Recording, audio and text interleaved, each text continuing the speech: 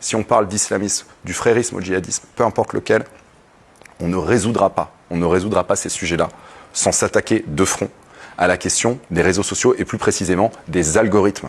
Parce qu'aujourd'hui, la prédication, elle se fait beaucoup moins à l'IESH que voilà, sur les réseaux sociaux. Ouais. Et là, c'est beaucoup plus dur à cerner qui est qui. Et a priori, il n'y a même pas besoin, je veux dire, d'être frériste ou frère musulman pour reporter. On aurait peut-être dû commencer par ça, non? Oui, moi, je crois que c'est fondamental. Et là-dessus, il y a vraiment un gros sujet. Je vais vous prendre un exemple typique.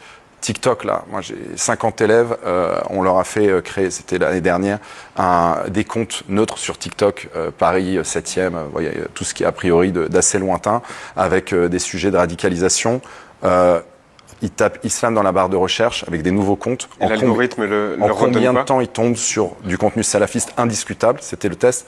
Je pensais qu'on est arrivé au bout de 10 vidéos. On n'a jamais dépassé 5 vidéos. C'était entre 3 et 5 vidéos. Et du contenu indiscutable. Des gens entièrement voilés, qui disaient qu'il fallait voiler des fillettes de 7 ans. Juste en mettant islam. Juste en mettant islam. Donc là, ça veut dire quoi? Ça veut dire qu'une mouvance radicale ultra-minoritaire est propulsée par un algorithme chinois, qui est le même qui censure tous les avis contraires au Parti communiste chinois, qui censure les Ouïghours, qui est le même qui fait la promotion d'un candidat inconnu en Roumanie, qui finit 8e tendance mondiale sur TikTok et qui fait 40% au premier tour des élections roumaines. Et là, en fait, ce que c'est en train de dire, c'est que notre espace informationnel qu'on pense, parce qu'on est habitué que c'est des plateaux comme celui-ci, que c'est les médias, que c'est les grandes matinales, en réalité, se passe aussi beaucoup sur les algos, qui ont une politique éditoriale que personne ne contrôle. Et donc, en fait, il faut qu'on ait des contre-algos. Et moi, je pense que l'avenir de tous ces sujets, c'est quand même de se positionner sur les enjeux d'IA, qui sont des enjeux politiques et qui ne sont pas que des enjeux techniques. Et il faut arrêter de laisser ça vraiment aux ingénieurs, il faut s'en saisir, il faut construire des outils. Nous, c'est ce qu'on fait à Sciences Po. On a des ingénieurs, ça y est, on y va.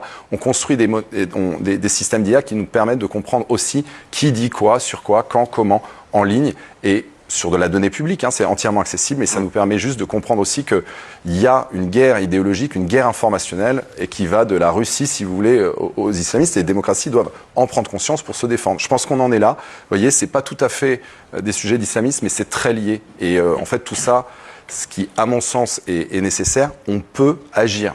Il faut arrêter de croire que tout ça doit être aussi dans les mains de l'État.